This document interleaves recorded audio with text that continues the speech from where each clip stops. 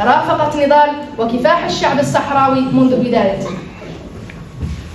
The Sahrawi struggle and resistance has not only continued because of during all of these years because of the just cause and our belief in our own cause, but also because there is an important aspect, an important element which is present with us here today. You yourselves, the groups of solidarity, international groups like yourselves, who have continued to support our struggle and the resistance of the Sahrawi people since the beginning. لقد تعرضت أنا وعائلتي لحصار أمني مشدد لأكثر من سنة ونصف. هذا الحصار فرض على منزلنا بسبب مواقفنا الداعمة لحق الشعب الصحراوي في الحرية، وخلال هذه الفترة مورست علينا كل أنواع التعذيب والتنكيل، وتعرضت أنا وشقيقتي للاغتصاب على يد رجال الأمن المغربي، كما تم رشق المنزل بمواد سامة، إضافة إلى قطع الكهرباء عن المنزل وتهديدنا بالتصفية الجسدية في حال استمرار العائلة في مقاومة الحصار والتعبير عن مواقفنا السياسية الداعمة لجبهة البوليساريو. My family and I have lived under besiege for over a year and a half, and this besiegement was due to our principled stand and our support to the Sahrawi people's right to self-determination. During this time and during this year and a half, myself and my family experienced torture, intimidation, and abuse. And my sister and myself have been raped by the hand of the Moroccan security forces. Our home was stoned and our house was cut. The electricity in our house was cut, and we experienced sexual and physical harassment, which continues against my family because we continue to support the political stance of the Polisario Front. إن الاحتلال المغربي لم يكتفي بجرائمه التي ارتكبها في حقي وفي حق الشعب الصحراوي بصفة عامة، فلقد تم فقع عيني على يد قوات الاحتلال المغربي خلال مشاركتي في مظاهرة للطلبة الصحراويين داخل الجامعات المغربية سنة 2007، وتعرضت للتعذيب والتنكيل مرات كثيرة بسبب نشاطي السياسي ودفاعي عن حقوق الإنسان في الصحراء الغربية.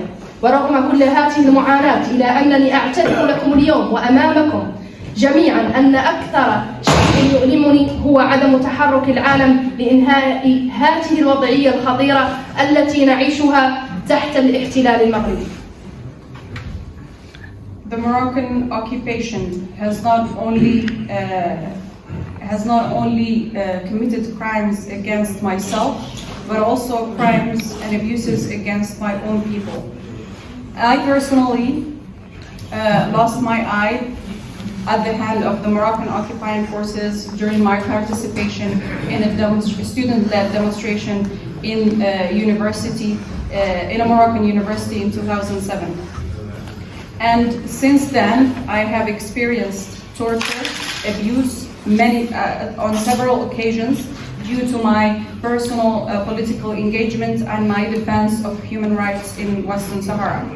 And despite all of this suffering and all of the abuse, I confess and acknowledge in front of you today and in front of everyone that the thing that pains me the most is the lack of movement, the lack of attention by the international community and by the world to end this abuse and to end this dangerous and very dangerous and disastrous situation that my people live under the Moroccan occupation. والأغرب من هذا كله أن هذه الانتهاكات التي يتعرض لها شعبنا يتم ارتكابها على أمتار قليلة من قوات بعثة الأمم المتحدة للاستفتاء في الصحراء الغربية، وأحيانا أمام مرأى أعينهم، وتبقى هذه البعثة الأممية عاجزة عن فعل أي شيء تحت مبرر عدم وجود صلاحيات مراقبة حقوق الإنسان، ما جعلنا في عزلة تامة من أي حماية دولية لنا وللقانون الدولي والقانون الدولي الإنساني. وبالتالي فإنه لا بد من العمل على توسيع صلاحيات البعثة الأممية للاستفتاء في الصحراء الغربية لتشمل مراقبة حقوق الإنسان في الصحراء الغربية. And what is worse is that all of these violations that my people experience at the hand of the Moroccan occupying forces happens only meters away from the MINURSO, the UN mission for referendum in Western Sahara. And this mission that continues to fail to protect and to report on the human rights situation has been unable to do that under the disguise that it does not have a mandate to do so. This has left us, the Sahrawi people, at complete isolation and with the lack of international protection, whether under international law or under international humanitarian law. In this regard, we have to ensure and work to expand the mandate of the MINURSO, the United Nations mission for a referendum in Western Sahara, to include the protection and the monitoring of human rights in Western Sahara. إنكم جميعا قد قرأتم أو سمعتم عن حجم الانتهاكات الجسيمة لحقوق الإنسان التي ارتكبتها ولا زالت ترتكبها قوات الاحتلال المغربي في حق المدنيين الصحراويين داخل المدن المحتلة من الصحراء الغربية، ولكن سيختلف الوضع تماما لديكم عندما يكون أحدكم ضحية لهذه الممارسات والأفعال غير الإنسانية وغير القانونية. I am sure that many of you have read or have heard the violations, the grave and serious violations against human rights that continue to be committed by the Moroccan occupying forces against the Sahrawi civilians in the occupied territories of Western Sahara. But I assure you, it would be very different for you if you have experienced, if you have lived and been a victim at the hand of these violations and abuses that are both immoral, inhumane and illegal. هل يمكن لأحدكم تخيل نساء يتعرضن للاغتصاب والضرب والتعذيب ورغم كل هذا يبقى الإصرار لديهن على مواصلة طريق النضال أقوى من المعاناة والآلام التي يسببها المحتل؟ هل يمكنكم تخيل قوة الأمل في الحرية لدى أم المفقود وأخت المخطوف وزوجة المعتقل وابنة المنفي؟ نعم، يمكنكم تخيل ذلك، بل يمكنكم أن تعيشونه من خلال تعزيز وتقوية حركة التضامن الدولي للدفاع عن هذا الشعب المميز والبطل. Can you imagine with me women being raped, beaten, tortured, and despite all of that, they continue to defend their people stronger and stronger every day, despite the suffering, despite the pain caused by the occupier? Can you imagine the strength of hope for freedom? Can you imagine the strength of a mother that lost a child, of a sister of a disappeared person, a wife of a prisoner, a daughter of an exiled? Yes, I'm sure you can imagine. But the only reason that this hope continues to exist and live within us is through you, through the strong solidarity, through the strong international movement that continues to support and defend this special and brave people.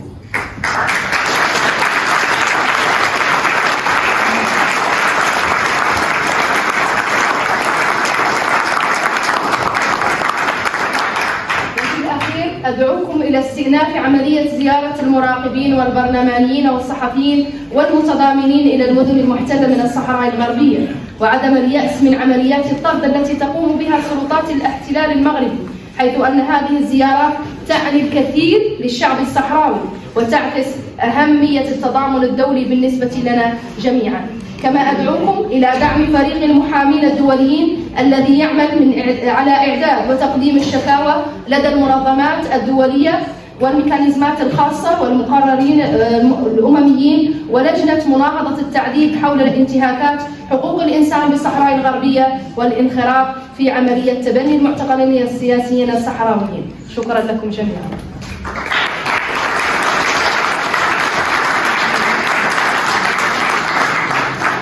And finally, and it's within this spirit that I request and ask all of you to resume and to activate the visits by international observers, by parliamentarians, by media and journalists and supporters to the occupied territories of Western Sahara.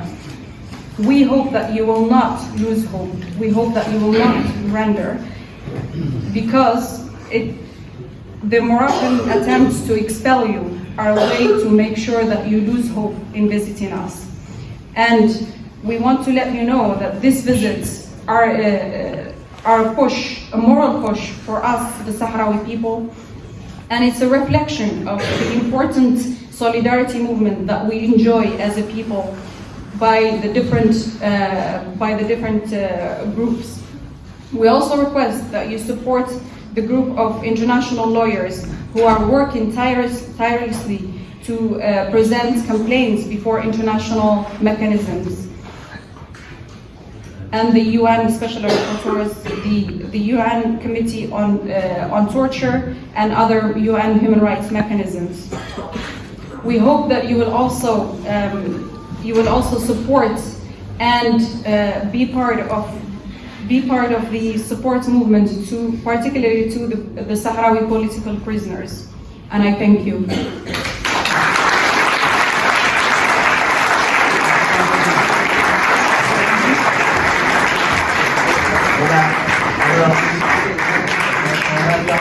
On espérait avoir évidemment notre amie Sultana parmi nous.